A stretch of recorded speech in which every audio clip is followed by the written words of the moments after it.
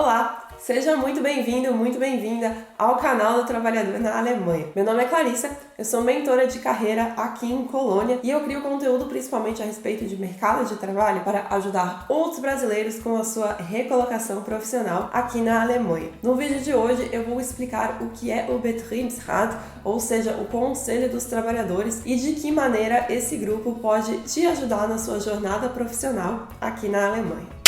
Bom, Betriebsrat é um termo em alemão que costuma ser traduzido como Conselho dos Trabalhadores. Algumas literaturas trazem também como Conselho da Empresa e basicamente se refere a um grupo de funcionários de uma determinada empresa que tem como responsabilidade defender os interesses dos seus colegas, defender os interesses dos funcionários daquela empresa perante a gestão. Isso é diferente de um sindicato. O termo em alemão que se refere a sindicato é Gewerkschaft. Então, o que acontece basicamente é que o Betriebsrat, ou seja, o Conselho dos Trabalhadores, é um grupo de funcionários de uma mesma empresa que representa os colegas de trabalho, que representa os outros funcionários daquela mesma empresa. Enquanto que um sindicato é uma organização que representa uma indústria como um todo, né? Então, tem profissionais ali de várias empresas que representam também trabalhadores de múltiplas empresas. Dito isso, quais são então as principais responsabilidades do Betriebsrat, desse Conselho dos Trabalhadores? Primeiramente,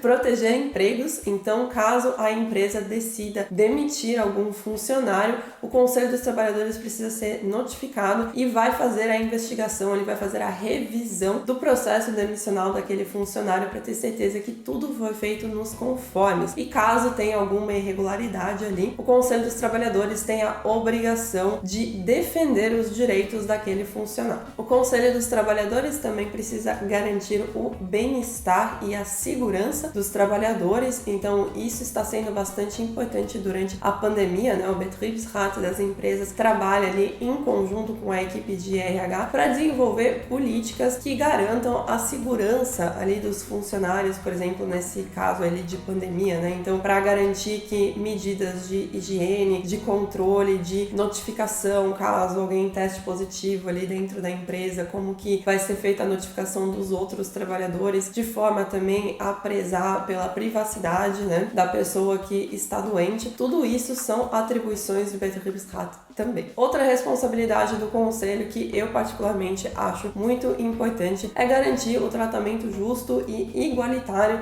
de todos os funcionários da empresa. Isso inclui, por exemplo, os processos de recrutamento. Então, o conselho tem essa responsabilidade de fiscalizar, de ter certeza que todos os processos de contratação estão sendo feitos de maneira justa, que oportunidades estão sendo oferecidas de maneira igualitária, sem nenhum tipo de preconceito, por exemplo. Isso se aplica também para oportunidades de promoção e, claro, salário, né? Então, caso aconteça ali uma situação em que várias pessoas, vários funcionários de uma mesma empresa tenham o mesmo cargo, tenham as mesmas responsabilidades, mas ganhem salários diferentes, o conselho tem a obrigação de investigar, de questionar por que é que aquilo ali está acontecendo. Será que tem a ver, por exemplo, com o fato de que alguns desses funcionários são homens e outros são mulheres, né? Tudo isso são questões que o Betriebsrat tem a obrigação de investigar e de se posicionar a respeito para justamente defender os direitos dos trabalhadores. O conselho também zela pela integração da força de trabalho, principalmente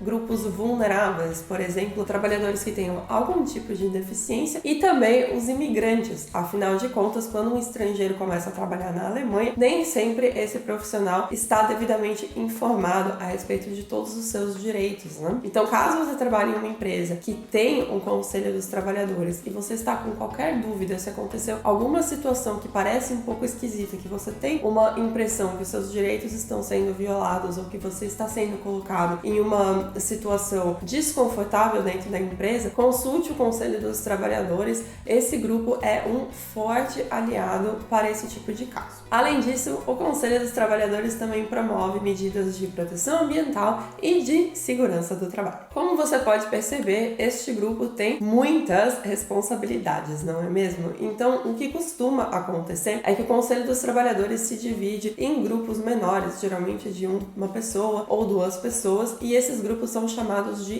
comitês. Cada um dos comitês fica responsável, então, pela fiscalização de cada uma dessas responsabilidades. Então, vai ter lá o comitê responsável pelas contratações e demissões, outro comitê responsável pela integração dos funcionários, outro comitê responsável por questões de meio ambiente e assim sucessivamente. Mas é importante salientar que nenhum comitê tem a autoridade de tomar nenhum tipo de decisão, nenhum tipo de posicionamento por conta própria. Caso esses comitês identifiquem alguma irregularidade, é responsabilidade desse comitê trazer a reclamação para o Betriebsrat, trazer a reclamação para o grupo inteiro, que vai então debater o caso, vai investigar o caso em conjunto e vai decidir a maneira de lidar com aquela situação em conjunto também. Então, o posicionamento do Conselho dos Trabalhadores é sempre como um todo, ou seja, não é possível que um membro ou dois membros do Conselho tomem uma atitude por conta própria. As decisões, elas sempre precisam vir do Betriebsrat como um todo.